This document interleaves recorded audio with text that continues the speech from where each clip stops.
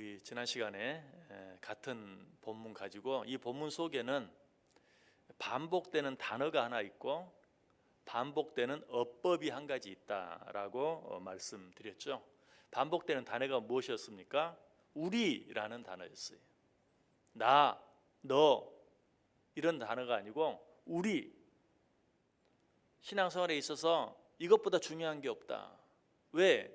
우리는 하나님을 믿음으로 말미암아 하나님의 형제, 하나님의 자녀가 되어서 우리가 서로 형제가 되고 자매가 되었어요.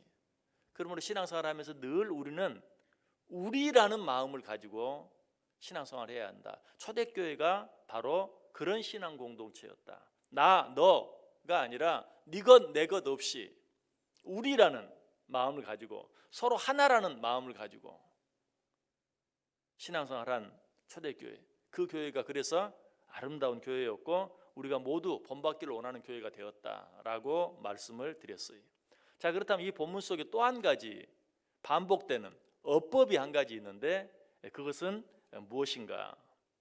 자, 오늘 시인이 당연히 해야 하고 마땅히 해야 할 일에 대해 말하면서 하라라고 말하지 아니하고 하자라고 말하고 있다는 것이, 다시 말해서 마땅히 해야 할 일이고 당연히 해야 할 일인데도 명령형으로 말하지 아니하고 권유형으로 말하고 있다는 사실입니다.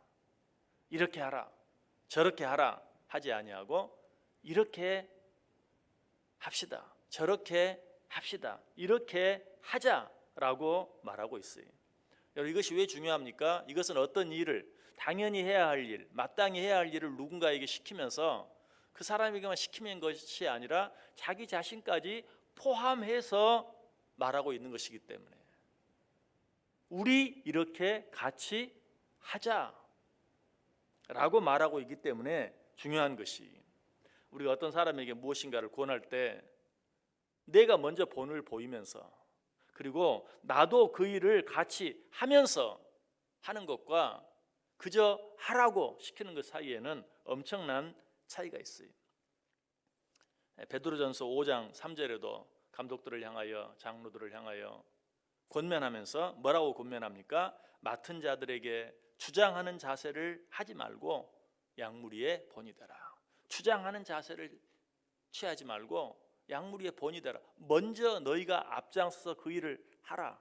그리고 어떤 일을 시킬 때에는 하라고 말하지 말고 우리 같이 하자라고 말하라 라고 우리에게 부탁하고 있어요. 사도 베드로는 주장하는 자세를 취하지 말고 본이 되어야 한다, 먼저 앞에서 솔선수범해야 한다라고 말하고 있는 것이죠. 어떻게 할 때 이런 삶을 살 수 있습니까? 하라고 시키는 것보다는 먼저 앞에서 본을 보이면서 하자라고 말할 수 있습니까? 그것은 남을 존중히 여기는 마음이 있을 때 가능해요. 남을 무시하면 절대로 그렇게 할 수 없어요. 또 남보다 내가 더 낫다라는 겸손한 마음을 가질 때만 가능해요. 한 가지 더, 나를 우선시하는 것이 아니라 항상 남을 우선시하고 남을 배려하는 마음이 있을 때만 우리 같이 합시다, 우리 하자라고 말할 수 있어요. 여러분, 혹시 어디 처음 가보는 곳을 가다가 길을 물어본 적이 있습니까? 그때 너무너무 감사한 때가 언제입니까? 내가 길을 물어봤는데, 자, 저쪽으로 가시면 돼요, 저기 가서 오른쪽으로 꺾고 왼쪽으로 꺾고 쭉 가시면 돼요, 이렇게 말하는 것이 아니라 따라오세요, 앞장서서 가주는, 그래서 내가 가려고 하는 곳까지 나를 데리고 가는, 자기가 먼저 앞에 가고 따라오라고 말하는, 그럴 때 어때요? 얼마나 고맙습니까? 야, 저런 사람도 있구나. 목적지에 도착했을 때 어때요? 허리를 2번, 3번 굽히면서 고맙다고, 감사하다고 저절로 그렇게 말하게 되죠. 이것처럼 누구에게 무슨 일을 하라고 시키는 것이 아니라 자기가 함께 가주는, 그것도 자기가 먼저 앞서 가주는, 이것보다 귀하고 아름다운 일은 없어요. 그래서 바울 사도는 이렇게 말하죠. 빌립보서 2장 3절 4절에 아무 일에든지 다툼이나 허용으로 하지 말고 오직 겸손한 마음으로 각각 자기보다 남을 낫게 여기고 각각 자기 일을 돌아볼 뿐더러 또한 각각 다른 사람들의 일을 돌아보아 나의 기쁨을 충만하게 하라. 먼저 너 자신을 돌아보고 다른 사람을 돌아볼 때 내 기쁨이 충만해진다. 어떤 일을 하든지 항상 내가 먼저 앞서서 하고 그 일을 함께 하자고 고면하면서 나아가는 그 모습을 보면서 하나님은 기뻐하신다. 여러분, 부모된 자로서 자녀들을 바라보는 마음을 보면 이 하나님의 마음을 금방 이해할 수 있죠. 형제들끼리라도 너 이거 해 저거 해 하다가 마음이 안 맞으면 다투고 싸우고 하는 그런 것이 아니라, 형이 하라고 동생에게 시키는데 그냥 하라고 시키는 것이 아니라 우리 같이 하자. 내가 먼저 할 테니까 넌 따라와. 내가 어떻게 하는지 보고 너는 그대로 하기만 해. 그런 모습을 보면 부모의 마음이 얼마나 기쁘겠어요. 여러분, 우리가 하나님의 마음을 기쁘게 하면 어떻게 되죠? 하나님의 마음을 기쁘게 하면 우리 마음도 기뻐져요. 우리가 이 세상을 기쁘게 사는 방법이 바로 여기 있는 거예요.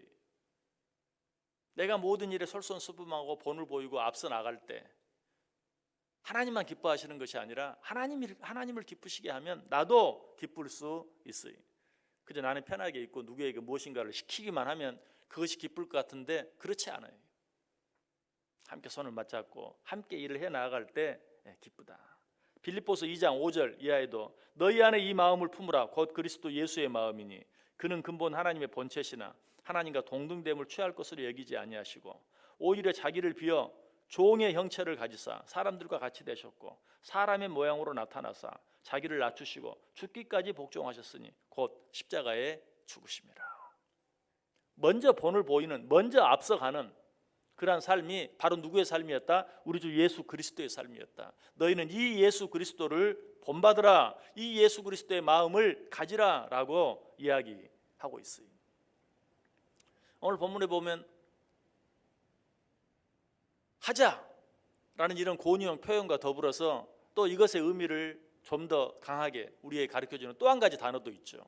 그것은 무엇입니까? 오늘 본문 시작하는 맨 1절 맨 앞에 오라, 이것도 같은 말이에요. 오라. 왜? 이건 오라고 시키는 명령형 같죠? 그러나 사실은 무엇을 시키는 것이 아니라 와서 나랑 같이 하자. 오라. 6절에도 또 한 번 나오죠. 오라. 1절에서는 오라 우리가 함께 노래하자. 6절에서는 오라 우리가 굽혀 경배하자. 이게 시키는 명령이 아니에요. 와서 나와 함께 하자.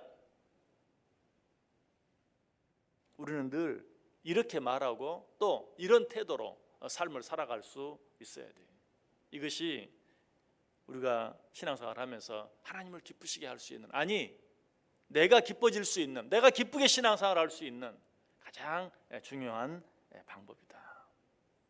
오늘 이 본문 속에 나타난 두 가지 어법, 한 가지 단어, 우리라는 말, 하자라는 어법, 우리가 꼭 생각하면서 신앙생활 할 때마다 우리 그리고 우리 함께 하자, 우리 함께 하자, 우리 함께 합시다. 예수님께서도 주기도문을 통해서 우리에게 그 사실을 잘 가르쳐주고 있어요. 하늘에 계신 우리 아버지요, 우리의 죄를 사하여 주시고, 우리라는 사실을 굉장히 강조하고 있는 것을 보게 돼요. 이것이 주님의 마음이요, 이것이 우리들이 신앙생활 할 때 잊지 말아야 될 중요한 원리인 것을 꼭 기억하고, 오늘 하루뿐만 아니라 우리의 남은 삶을 살아갈 때, 우리가 신앙생활 할 때 늘 우리라는 마음으로 함께 합시다 라고 서로 권면하고 서로 권유하는 마음으로 신앙생활 함으로 하나님을 기쁘시게 하고, 하나님을 기쁘시게 함으로 나도 기쁘게 신앙생활하며 살아가는 복된 하루하루, 또 복된 우리 인생 전체가 되어줄 수 있기를 주님의 이름으로 간절히 축원합니다. 기도하겠습니다.